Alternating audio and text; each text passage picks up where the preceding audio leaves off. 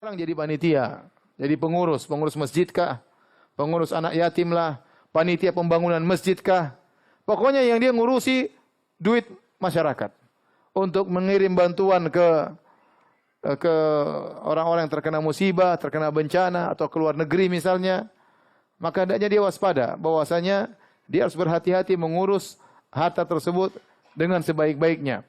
Kalau kita saja ngurus duit kita, terkadang kita pelit, kita perhitungan, kita tidak ingin uang kita terbuang sembarangan, apalagi ngurus uang orang lain. Apalagi ngurus uang orang lain.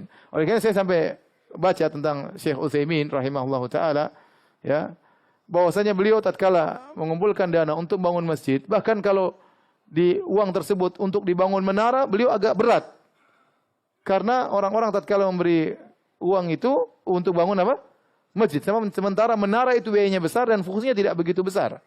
Menara itu biayanya besar, fungsinya tidak besar. Artinya beliau sangat berhati-hati mengurusi uang umat.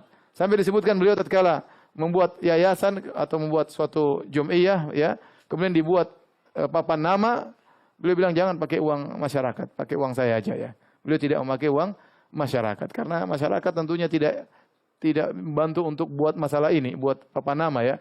Jadi maksud saya hati-hati kalau kita mengurus uang masyarakat. Ini uang orang, kita akan diminta pertanggungjawaban oleh Allah Subhanahu wa taala. Lebih hati-hati daripada mengurus uang sendiri. Kalau uang kita enggak ada masalah, mau habis enggak ada masalah, itu uang kita sendiri. Tapi kalau uang orang, lebih hati-hati, ya. Maka hati-hati bagi para pengurus ya. Kalau ngumpulin dana, hati-hati Anda bertanggung jawab kalau ngumpulin dana, ya. Sebagian orang ngumpulin dana, dia potong sendiri, dia gaji dirinya sendiri, terserah dia berapa persen, ya. Hati-hati, ya. Demikian juga ngurus anak yatim, ya. Orang-orang kasihan lihat anak yatim, kasih dana kemudian dia makan sendiri hartanya. Ya, atau dia beri gaji anak yatim cuma dikasih 50%, 5% buat dia. Ini enggak benar.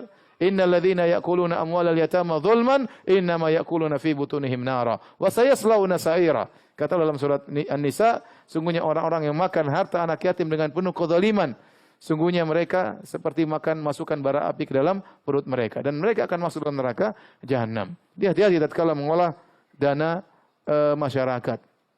Sebagian orang ngumpulin dana, misalnya bentuk yayasan atau bentuk sekolah, bentuk ini, lama-lama duitnya jadi milik pribadi. Ya, kalau orang tahu itu bangun sekolah bukan untuk umat, untuk ente, mereka tidak akan bantu ente. Orang-orang itu kasih bantuan untuk manfaat kepada masyarakat, bukan untuk antum kelola, antum ambil untung sebanyak-banyaknya, untungnya masukkan kantong pribadi. Haram, tidak boleh seperti ini. Sebagian kejadian seperti itu.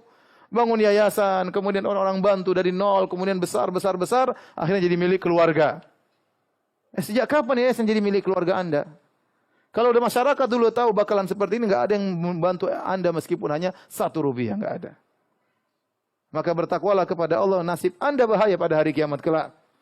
Makan tidak amanah, memakan uang titipan masyarakat yang harusnya buat umat, Anda gunakan untuk kantong pribadi.